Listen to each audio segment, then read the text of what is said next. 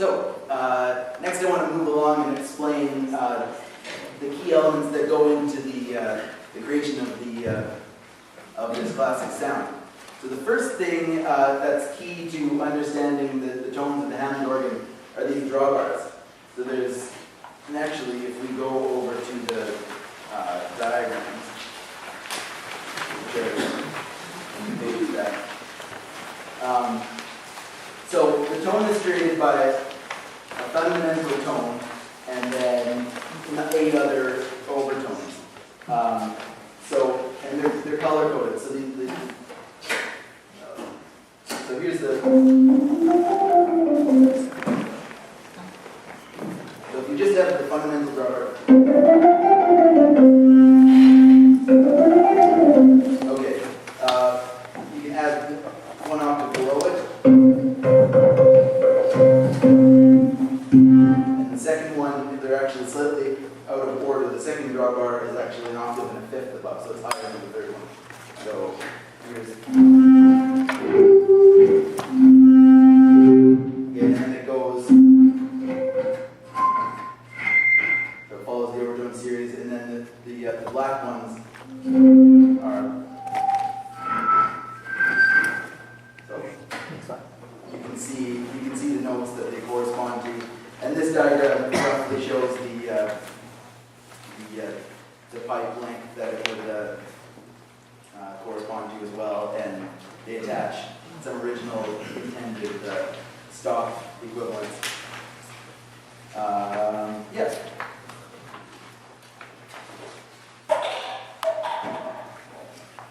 So each manual has 2 sets of drawbars, and they're controlled by these reverse colored keys here. And it's really the top 2, the A sharp and the B, that we're concerned with. So we can quickly toggle between 2 different sounds, like a softer one. And if we have full organ, all the drawbars out. So we can do that for both. There's other settings here, but they're largely unused by musicians these days.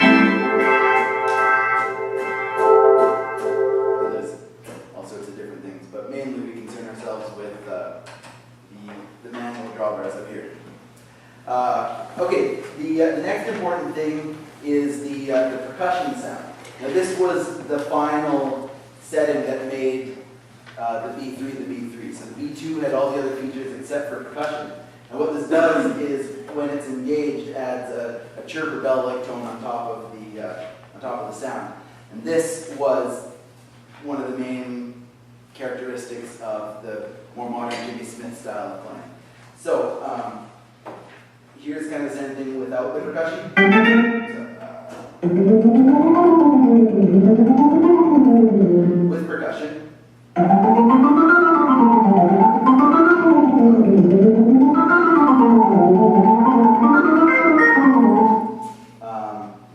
And you can hear just what the percussion sounds like if the drawbars are in. That's the sound it adds.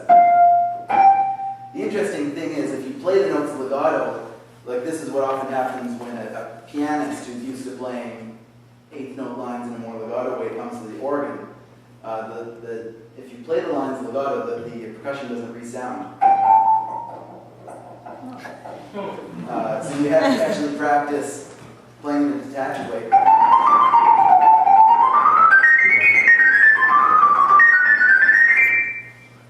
So that's good practice, because what happens is a pianist not as familiar with it will come, and it won't sound quite the same as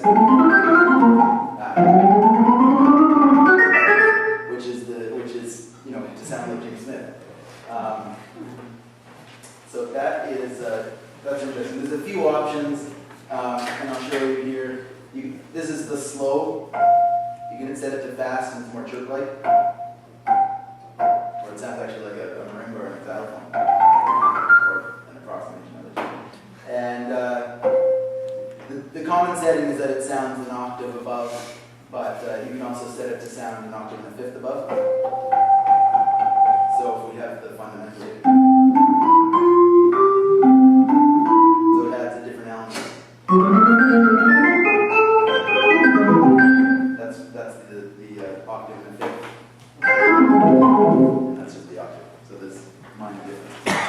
so that's the percussion. Next, the expression pedal.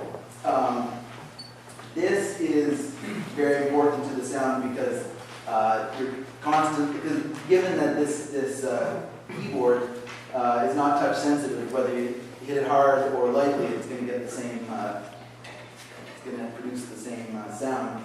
It's all controlled here. Now you want to be able to adjust instantly. So jazz organists and Hammond organists in general keep their foot planted on this. So they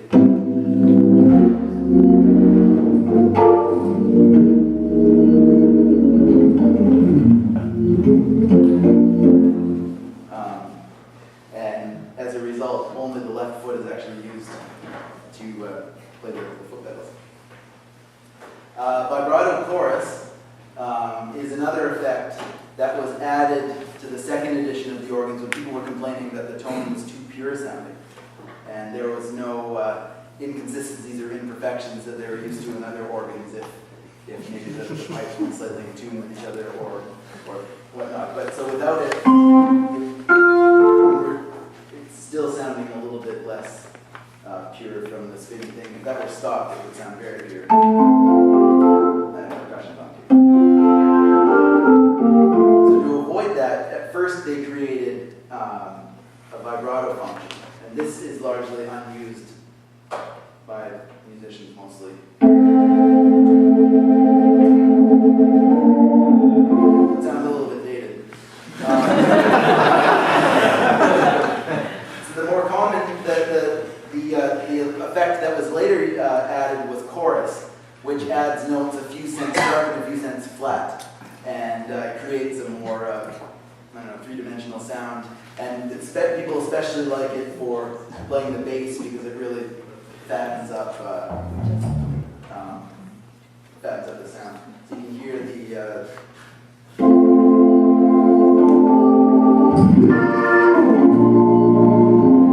that's the more recognizable Hammond sound with the chorus on. So this is without the chorus.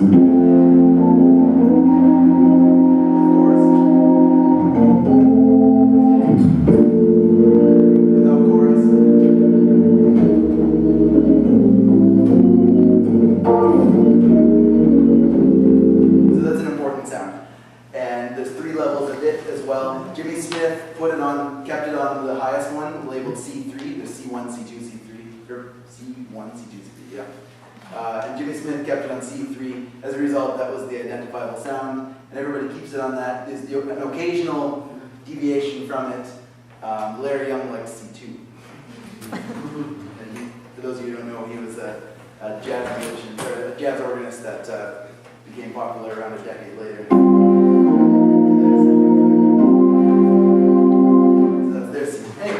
So that's the vibrato chorus. And then finally, we talked about it earlier, but the final ingredient and controls that you can actively use when you're playing is the Leslie. The switch usually sits right here in a little half-moon switch, so you can easily access it while you're playing.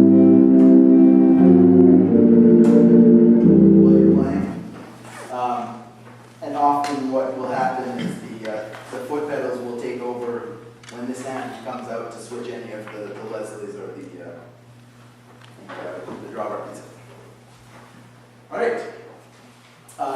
Now getting into the specific jazz settings. When Hammond was trying to market themselves as a pipe organ replacement, they published a dictionary of organ stops as related to the drawbars. And you can see this book. I'll leave it here if you want to look at it. It's just page after page of what looks like computer code. But what it is there's 9 numbers, and they correspond to 9 drawbars. And the drawbars have numbers 1 through 8 on them, and that lets you judge how far to pull it out. So you can see here if I open, like viola diapason 8 foot is 0077 86231. So you would go in and change it to that. So this is what was the original intention. Jazz uses only 5 or 6 different drawbar settings, so they're easy to remember.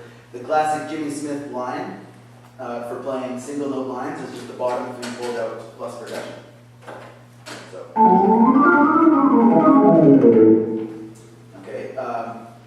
Next common one is organists like to do a Errol Garner block chord impression, and that one was Jimmy Smith developed this. The bottom one all the way out, and the top 4 out, and Leslie on. You get this is still a work in progress for me, but it's, that's it.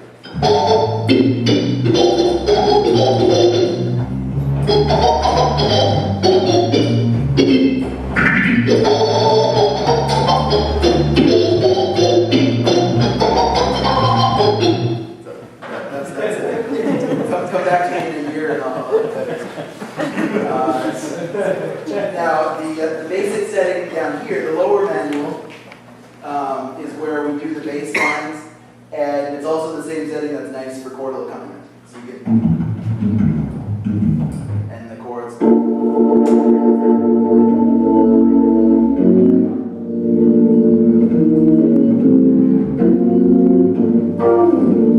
And that is 8-3-8. So the bottom, the lowest drawbar and the third one are all the way down, and then the second one is out. And you can kind of adjust it to the acoustics of the room in the middle one. So from this.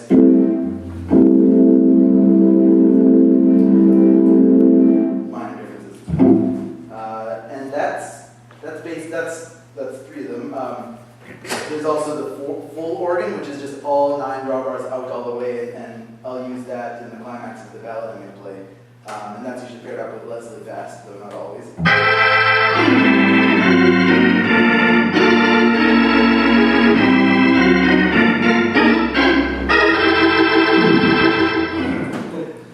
And finally, if somebody's quick enough with the pedals, especially on ballads, to play bass lines exclusively with the pedals, then you can change the lower manual to be even lighter.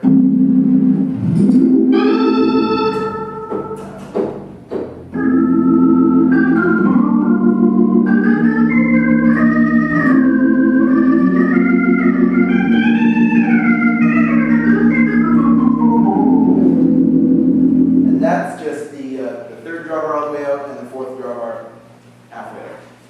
Okay. Next, with bass lines, there's always the question. This was one of the big mysteries that I had until I went to several jazz organ gigs and sat as close as I could to the stage and watched. I really loved the organ for a lot of my life, but didn't take it up until about 3 or 4 years ago when I was able to see a concert by the New York musician McLeod. That I watched him and I saw that 90% of the bass lines were happening in the left hand and not the foot. So I'd hear current players like Joey DeFrancesco play really fast, and I was wondering how the heck can you do that with this foot, especially improvising. And I saw that it was primarily the left hand paired up with taps on the bass pedal. So you would tap them like you would feather a bass drum. So it would add a bit of a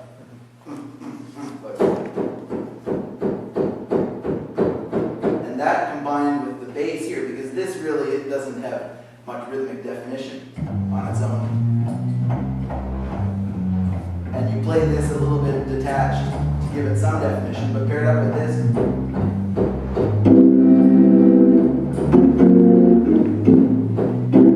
Ever wondered when you watch a jazz organist, well, it looks like they're only staying on one pitch. That's what's happening.